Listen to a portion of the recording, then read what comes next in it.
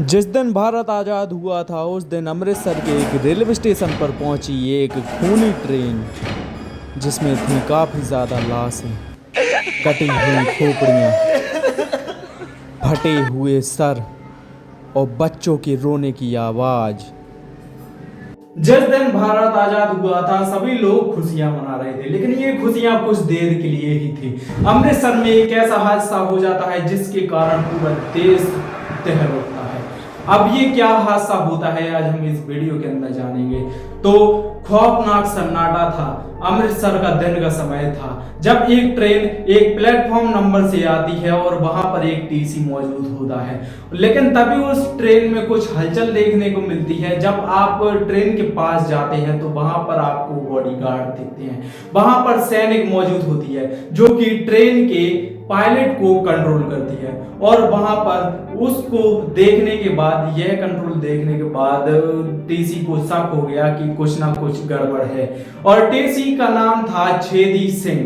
अब छेदी सिंह उसका नाम था और उसने देखा कि ट्रेन के अंदर कोई भी नहीं दिखा। तब उसके अंदर एक डाउट जाता है और वो समझ बैठता है कि यहाँ कुछ ना कुछ गड़बड़ जरूर है। तो वह सारी ट्रेन की जांच करता है। वहां के दरवाजे भी नहीं खुलते हैं, सारे दरवाजे बंद थे, लेकिन खिड़कियां उस ट्रेन की खुली हुई थी। और जब काफी देर हो जाती है तो टीसी को लगता है कि इस ट्रेन में से कोई उतर नहीं रहा और वहां पर खिड़कियों पर खून लगे हुए थे। अब जैसे ही टीसी ने हिम्मत करके उस ट्रेन के अंदर गया और वहां पर उसने जो मंजर देखा वह शायद कोई भी अपनी जिंदगी में भुला नहीं पाएगा। जैसे ही टीसी उस ट्रेन के अंदर जाता है उसको दिखती है काफी सारा डेड बॉडी, काफी सारी लाशें उसको दिखती हैं। और लाशें देखने के बाद वो एक आवाज लगाता है जैसे क्यों, और यहाँ पर एक मूवमेंट होता है, एक लाश से एक आवाज आती है, आवाज की खिरखिराने की आवाज आती है।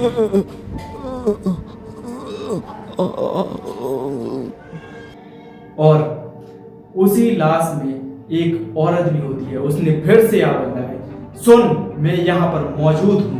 उसने जैसे ही आवाज लगाई और काफी सारी लाशें अपने आप हिलने लगी। मतलब वो लाशें नहीं थी जिनके अंदर थोड़ी मोड़ी जान बची थी, वो अपने आप हिलने लगे। और उसमें एक औरत थी जिसका पति का सिर उसी के पास कटा हुआ डला था। उसने अपने पति के सिर को देखा और उसने अपने पति के सिर को गले से लगा लिया और फूट फूट कर रोने लगी। इस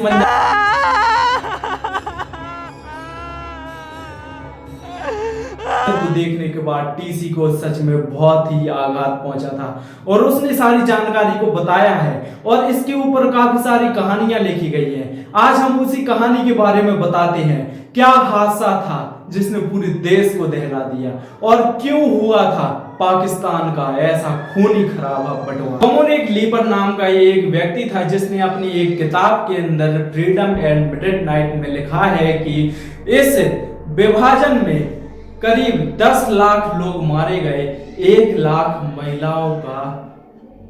जब भारत का बंटवारा नहीं हुआ था तभी अंग्रेजों का राज हुआ करता था। वो अंग्रेजों ने भारत पर राज करने के लिए वोट डालो राज करो जैसी प्रवृत्ति को अपनाया, जिसमें हिंदू और मुसलमान के बीच झगड़ा कराकर उन्होंने भारत पर कई सालों तक राज किया।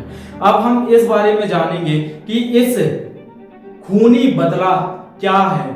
मतलब हिंदू मुसलमान को लड़वाकर इन्होंने कई साल तक राज किया, जैसे आज भी हम देखते हैं कि हिंदू मुसलमान आपस में लड़ने लगते हैं। तो अब जब भारत का बंटवारा होने की बात आई तो इन्होंने ईस्ट इंडिया कंपनी ने इतनी जल्दी यह फैसला लिया कि भारत और पाकिस्तान दोनों अलग देश होंगे। यह इतनी जल्दी हुआ और सैनिकों में भी बंटवारा हो गया जातीय धर्म को लेकर, जिससे सैनिक भी आपस में बट गए और एक दूसरों को मारने लगे, जिससे काफी ज्यादा खून खराबा हुआ। और इससे यह पता चलता है कि यह कितना खौफनाक मंजर था और जिसने भी यह खौफनाक मंजर देखा उसको सच में क्या सूझी होगी और कैसे उसने अपनी जान बचाई होगी।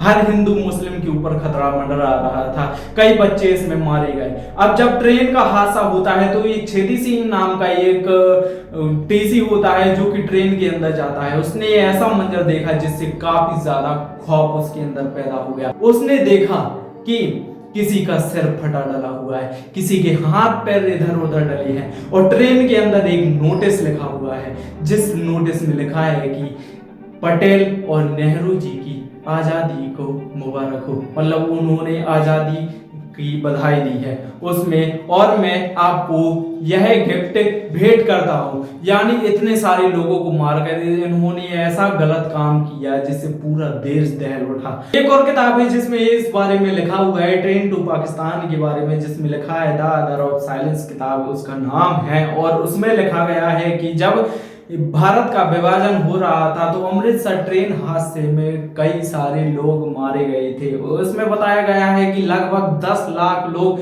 इस हिंदू मुस्लिम की लड़ाई में मारे गए और 1 लाख महिलाओं के साथ साथ बच्चों को भी मारा गया और उनकी सारी जो जमीन जायदाद है उनको लूट लिया और उनकी जो सोने चांदी की जो चीजें होती हैं उनको भी लूट कर वो सारे कट्टरपंथी भाग गए।